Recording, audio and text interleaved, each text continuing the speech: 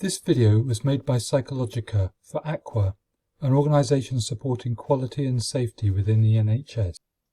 This is the fourth in the series on psychological safety in frontline teams and focuses on developing a positive mindset.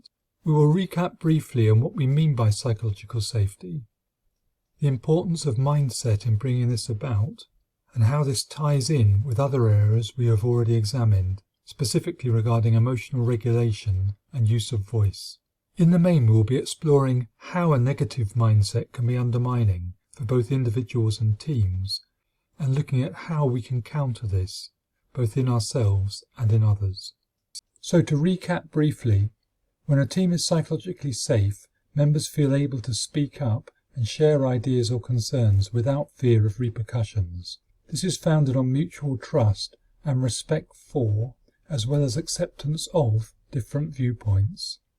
Psychologically safe teams tend to provide safer care as problems are nipped in the bud. However, stress and negative emotions can undermine this. Okay, let's quickly recap on the psychological safety model. Thoughts, feelings and emotions are all involved in psychological safety. We saw in video 2 the importance of managing our emotions to enable positive interactions and behaviours, but that at times this can be hard to do, particularly when under stress. In video 3 we examined how we need to balance this with assertive stances at times when it's necessary to speak up and express concerns or challenge others. The degree to which we do this can be determined by our beliefs about whether we're entitled to use voice or have permission to do so. The beliefs we hold as individuals or collectively as teams can determine how we see things in all sorts of ways, and these can fuse into a fixed viewpoint or mindset, influencing our attitudes and behaviours, the main topic of this video. When all three psychological safety dimensions are in good balance, and we're open-minded and emotionally resilient, with the confidence to speak our minds and accept feedback from others, then trust develops. And with awareness and appropriate management of these dimensions, the team develops a shared sense of psychological safety. In this video we'll focus on the blue thinking zone, looking at the impact of mindset on what we think and say, and explore how we can unlock some of our fixed viewpoints to see things more objectively, opening our minds to alternative approaches and innovations. So first, let's look at an example of how a negative mindset can undermine safety in a team. Are you on your break now, Melissa? I am, yeah. Have you got 5 minutes? Have you met that new team leader? Oh, yeah, no, I met her the other day. I'm not being funny, right? But she's a right piece of work. I wouldn't trust her. Just watch yourself with her. Because she does this nicey-nicey act that she's all understanding and she wants to get your point of view. But actually, I think she's working on her own agenda. And I don't think she's going to last long round here trying to change everything and boss everybody around. Thing is, yesterday, I was speaking to a patient at reception, asking him the equality and diversity questions. As we're meant to. As we're meant to, as you know. Totally within my job spec, right? Patient doesn't take to it, doesn't want to answer them, starts causing a little bit of a fuss. So I had to calm down the situation and nip it in the bud because I was aware there was other patients in the reception. Yeah. Then he's not happy about that. She pops up out of nowhere. She's not seen this interaction between me and him. Yeah. And automatically takes his side. She doesn't ask me what's gone on. She's not seen what he's said or how he's behaved. It's not very supportive, is it? Exactly. Yeah. That's what I said when I got home last night and told Matt about it. Yeah. And he said, well, she's supposed to be supporting you. Yeah. But she wasn't like that at all. She was all really friendly with him and, oh, I'm very sorry, sir, and made an absolute show of me in front of the whole waiting area and all the other receptionists. I was so embarrassed.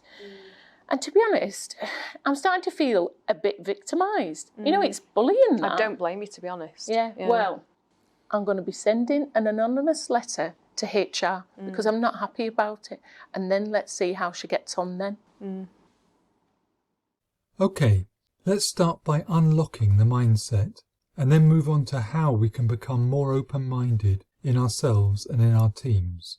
Some of you may recognise that this example relates to the same scenario we explored in video 1, There we were seeing things from the viewpoint of the new team leader and her lack of psychological safety and difficulties getting staff to collaborate. In this example, we're seeing the other side of the coin and a somewhat fixed mindset of resistance and resentment in some of the team.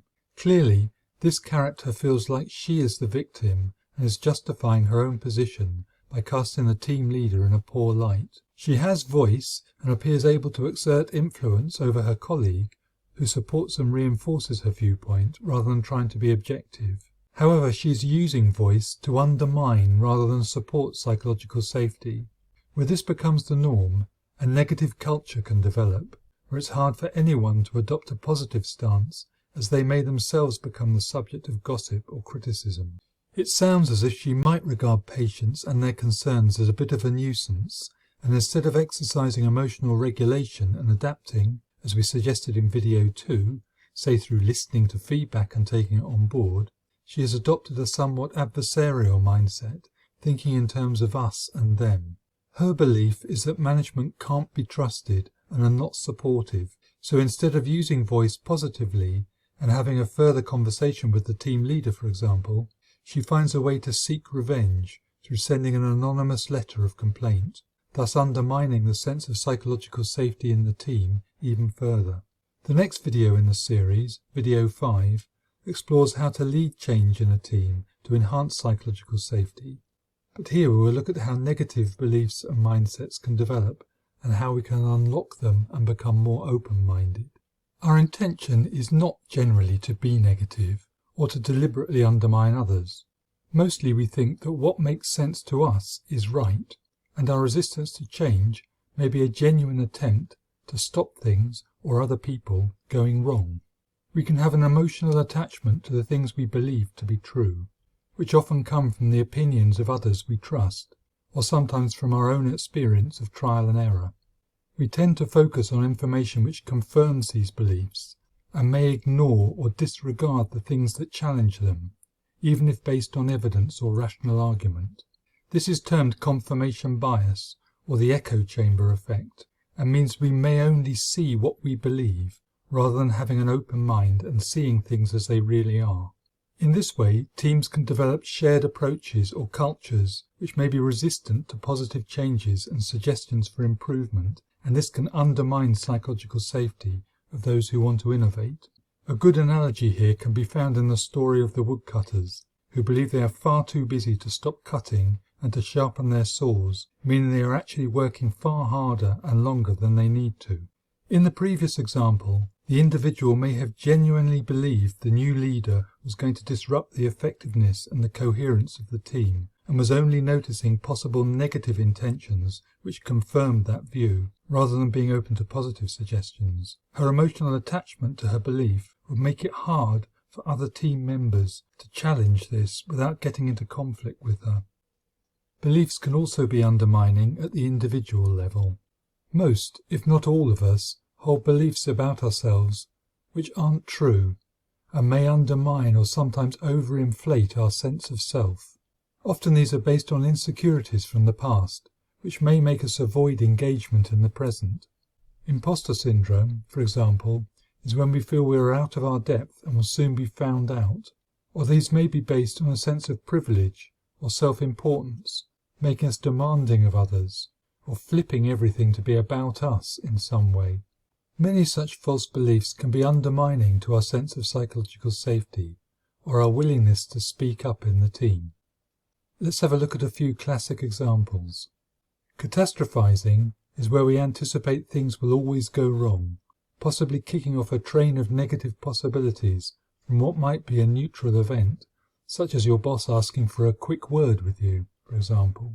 Or we may just assume that others think poorly of us, because they haven't said otherwise, or maybe we don't even believe them if they do say something positive. Many of us blame others for things which go wrong, but are ready to take the credit ourselves if things work out well. This protects our own self-esteem, but can be undermining in a team. This links to black or white thinking, where, for example, if a suggestion for change is not perfect, even though it may be an improvement, we discount it entirely nevertheless. Generalized attribution can be very undermining for psychological safety, In the previous example, the individual made the assumption that her team leader cannot be trusted, possibly under any circumstances, based on a single incident. This is similar to confirmation bias, which we have already discussed. And she may actually disregard any new information which doesn't fit with the judgment she's already made. So, what can we do to address our false beliefs? Firstly, we need to recognize them. If we're feeling unsafe or uncomfortable, examine what's going on in our mind and what's the belief that we're holding about ourselves or possible consequences to an action. Question what the real evidence is to support the belief. Are things likely to go wrong? Is there any reason to suppose that people will think badly of us if we make a suggestion, or possibly ridicule us? Has that happened in the past, in the recent past? Or are we basing our insecurity on an event which might have happened many years ago and is not relevant to the present situation? Alternatively, what might be a better belief to hold? Where have we been successful in the past or in recent times in terms of coming up with a proposal or trying something new? What have we actually achieved? What's the positive feedback we've received from others on the basis of our actions and achievements? How does this stack up against our negative insecurities? Do they really make sense when we stop and think about them? Or are they just false beliefs? Once we recognize a possible constructive belief that we could hold instead, how can we shift to that? What would help us make that change? Possibly some positive feedback in a discussion from colleagues or our boss, some reinforcement within the team, maybe looking over and taking on board some positive things that have been said to us in recent times, or maybe just the courage to try something new and approach things in a different way. It may not work out, but then at least we'll have some real evidence to show us that that's not the way to go. But a positive reaction is to then use that evidence to think of how we can fine-tune a change or an innovation, rather than just discounting it entirely and feeling stupid as a result. In summary, this video was about shifting from a fixed to an open growth mindset. We all tend to focus on things which confirm our existing viewpoints. This can fuse in a team to become groupthink, where members tend to agree to avoid conflict, usually conforming to the views of the strongest voice. In this way, a mindset can develop which does not always support best practice or allow innovation. Our self-limiting beliefs can inhibit us from expressing our own viewpoint if it differs from the group convention. Understanding our confirmation biases and undermining self-beliefs can help us recognize where things can and should change. If we couple this with emotional management, it can help us develop confidence to speak up and make positive suggestions, and help limit the spread of negativity in the team, thus enhancing psychological safety. So, please check the companion videos in this virtual workshop series to help bring this about. These can be found along with other support materials on the Aqua website. Thanks for watching, and thanks for the great work that you do.